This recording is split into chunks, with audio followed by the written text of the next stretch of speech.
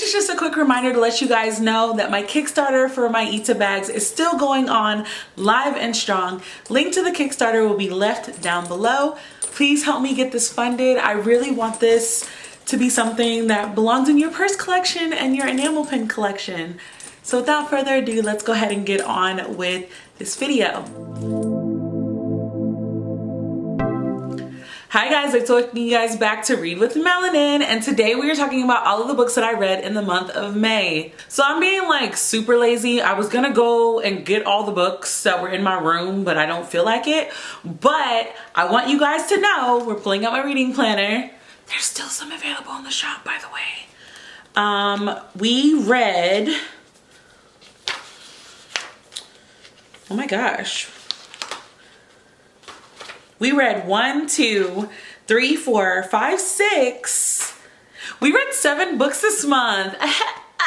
Yeah, okay, so I think I've been in a really serious reading mood, but also setting aside the 30 minutes every evening to read has really been doing like wonders for my reading. And it's like, I want to keep reading, so I feel like it's really been going good. And plus, I've been picking some pretty good books off my shelf in the library.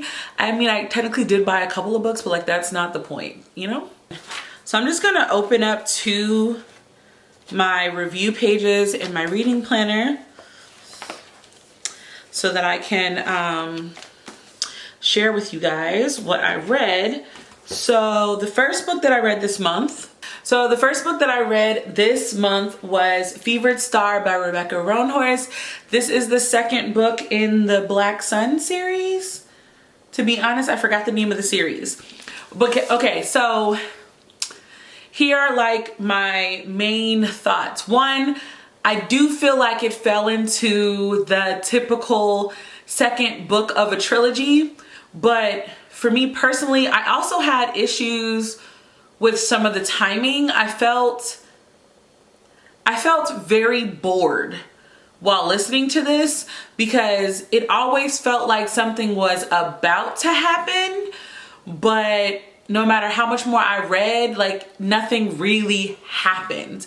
And then when something did happen, it was like such a short moment that at one point I was listening to the story and it was like I was listening to it and being like, okay, something's gonna happen. And then I would come home and start reading from where I came off from work and I'm like, nothing's really happened. Like this book kind of just sets up everything for the third book. And while I understand that that's kind of just how trilogies are written, sometimes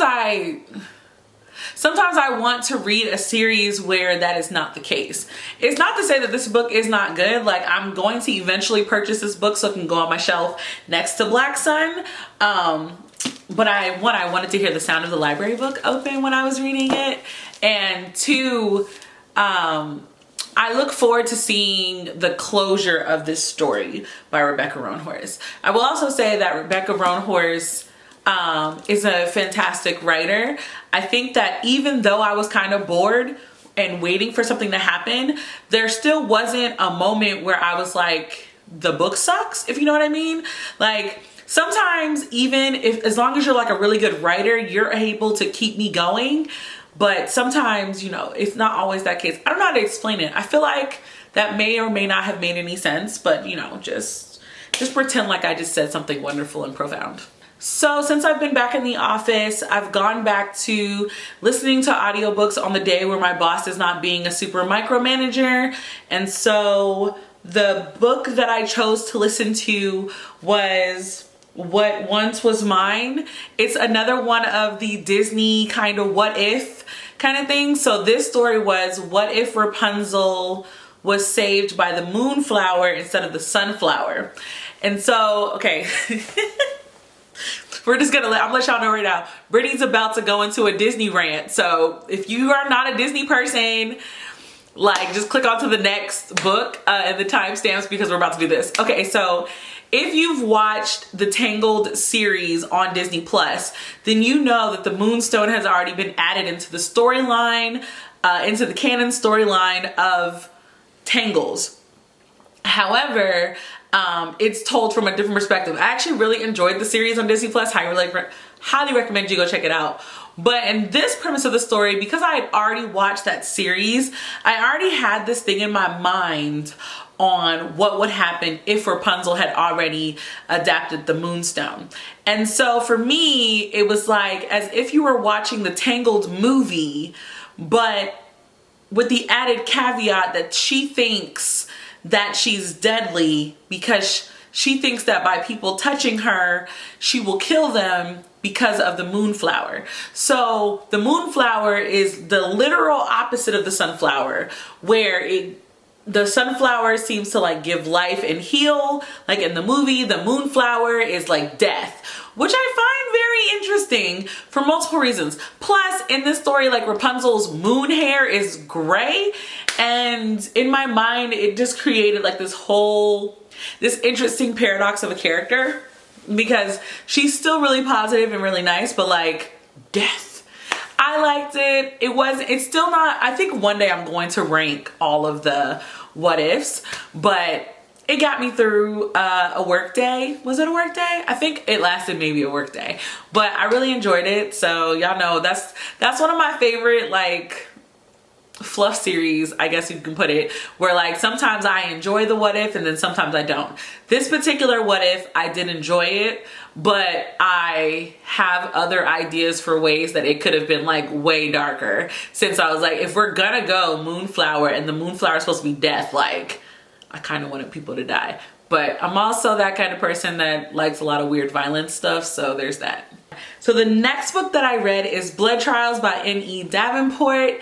And I must say, I very much look forward to the sequel of this book. And I've had a lot of time to sit on this and think about it. And as you guys know, this was the book that I was planning on doing my first real fan art kind of thing for Melanin Eclectic. And because I had made that decision, I found something very interesting.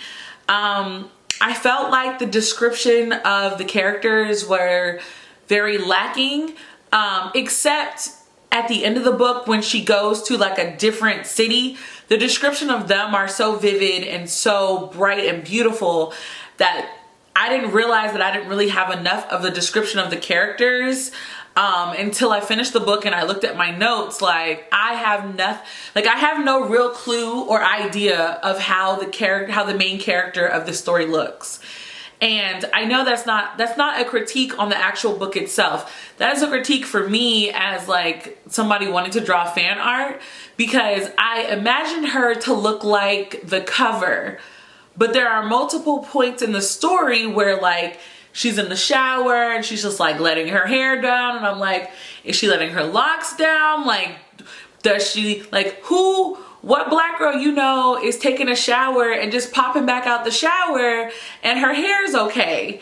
So I don't know. I know that I'm not the only one. I've talked to a couple people about this where we were like, the descriptions of the people were lacking. But I felt like this book, there were moments in this book to me that felt very YA, but then there were other parts of the book that were really like adult, and I personally want N.E. Davenport to like take a high nosedive off the cliff straight into adult fantasy and like stay there, because I really enjoyed like the war, the violence, the story plot I thought was really good. I personally feel like I understood Akenna, who's the main character of this story. Basically the beginning premise is like Akenna's grandfather was murdered, so she joins the Praetorians to figure out who killed her grandfather so that she can legally take revenge on whoever did it. That's the premise of the beginning of the story. And I'm gonna just say it. I felt like the romance of this book did not make sense where it was placed. And I say that because I felt as if it came out of nowhere. Like there wasn't any real indications that there was attraction. There were only indications that, you know, they had to interact with each other for the basis of the story. And so where there was romance, I felt like it was a poor placement, and I could think of like a whole other place where it would have fit better. I am happy to say that the romance wasn't like the driving factor of this story. There was a lot of focus on friendship in this story that I really enjoyed. And I also just really, truly love how cocky Akinna is. And I think I've said this a million times already. Like, I love having women be able to display what's considered traditionally masculine, which screw all that, traditionally masculine type personalities and traits and stuff. And she is haughty and cocky, and she has every right to be for so many reasons. But she also has the opportunity to be very vulnerable and to have feelings as a woman. And I really appreciated reading that type of person. I felt like she was a very well-rounded person. Freaking idiot. But I felt like she was a well-rounded person. And I feel like even if the author is able to get me to be like, why are you so dumb? I feel like the author wrote the character very well, because I genuinely had moments where I was like, Akinna, why are you so stupid? But the plot twist in this book, I was like, totally didn't guess that. Like, there's a part in my reading planner where I wrote like who I thought was bad, or like, I even wrote Miss WOC Reader, like, I wrote my guesses for what might happen in the book, and they did not happen the way that I thought. So it wasn't as predictable as I thought it was gonna be. So I think that's an A1. Like, I think I've been talking about this for too long. So I'm gonna go to the next book. So because I used to get a lot of Owlcrate books and stuff, I decided that I was gonna read some of the ones on my shelf to decide which ones I'm keeping, which ones I'm getting rid of. And I must say that I think I'm actually going to keep The Prison Healer by Lynette Nani. I read this because my friend really likes this book series. And y'all know I've kind of been detached from book Twitter, and I'm just not focusing on other people's book choices too often. But for her, I read it. Plus, I kind of wanted to keep the book because it's got purple pages. I'm not even gonna front. But this story focuses on a girl named Kiva, and she is technically a healer in a prison. And everything kind of goes upside down when, wait, let me make sure that this is in the sleeve. There we go. Everything kind of goes upside down when the rebel queen ends up in prison with her, and like everything kind of unfolds from there. I will say, to go from reading adult fantasy to YA fantasy again was a major switch. I kind of just, it's one of those things where I'm realizing like it's gonna end up being very few YA fantasies that are really gonna keep me going. But I actually do want to read the other books of this one. Do I want to buy them and put them on my bookshelf?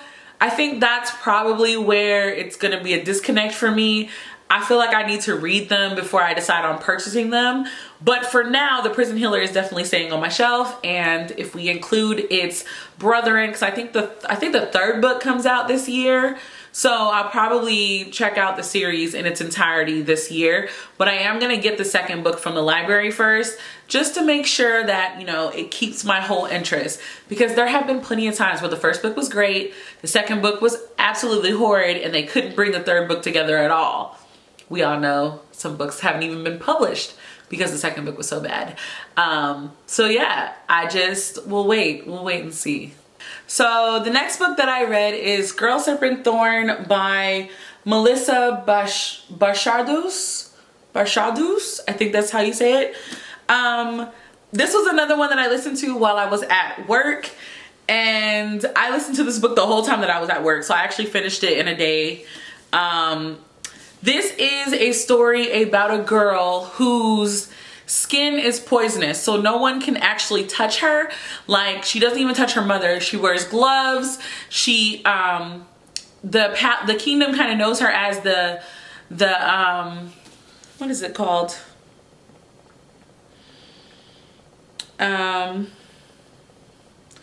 The Shah's, this is where like the Shah's like mysterious sister, like the kingdom doesn't know anything about her, and she ends up trying to figure out how to break this curse so that she can be normal, because you know she's missed out on so much of life and stuff, and so it goes from there. It's also like Persian mythology, and I will say, before I say that, hold on, let me see if it's in the back of this book.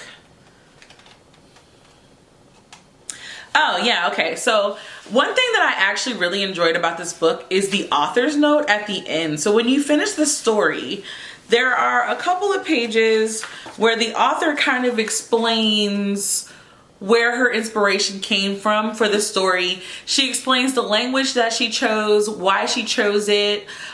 She explains like why she called certain things, how she created characters, what she was inspired by. And I don't know, I feel like because I don't know a lot about Persian mythology, I personally like that because I'm intrigued to find more.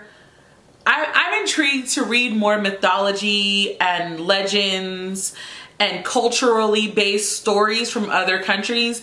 I do a lot of Asian mythology, Asian stories and stuff, but like I'm interested.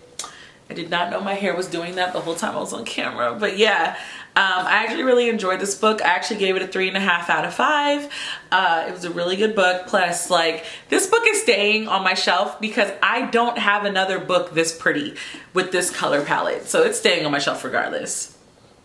Another book that I read for this month is The Witchlings by Claribel Ortega. If it's wrong, I'm gonna insert myself here.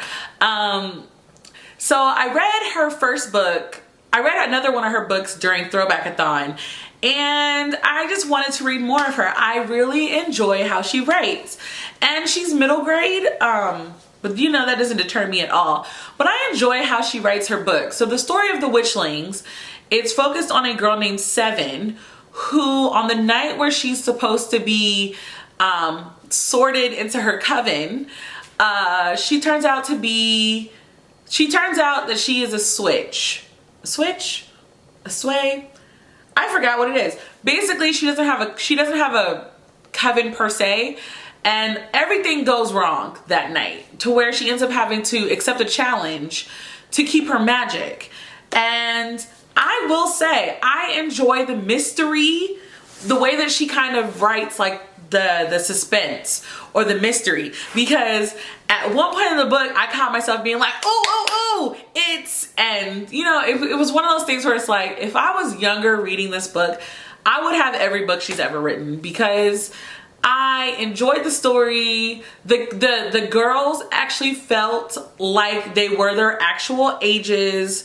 They didn't read, you know, like normally there are times where books where it's like 12 to 14-year-old girls are sometimes either written where they sound way older or written where they sound way younger. And I felt like this book really was about some 12-year-old girls. And I don't know, I liked it. I enjoyed it. It's one of those things I'm like, I'm glad that I read it.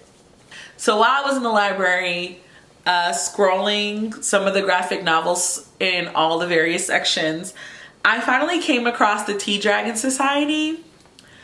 And I'm gonna just let you guys know right off the bat, I will be buying all of these books.